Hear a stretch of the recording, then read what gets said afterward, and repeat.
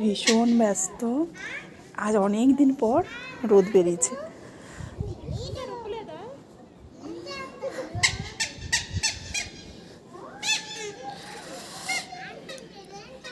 যে আজ অনেক দিন পর রোদ বেরিয়েছে, তাই সব কিছু রোদে নামিয়েছি একদম।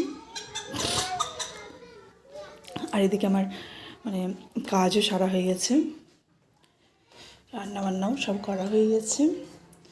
আর এখন এই যে অরেঞ্জ জুস বানাবো,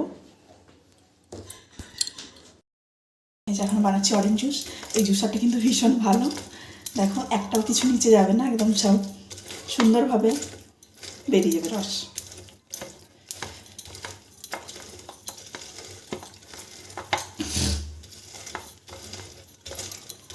ঠান্ডা লাগাটাও আমার অনেকদিন পর ঠিক হয়েছে একটু।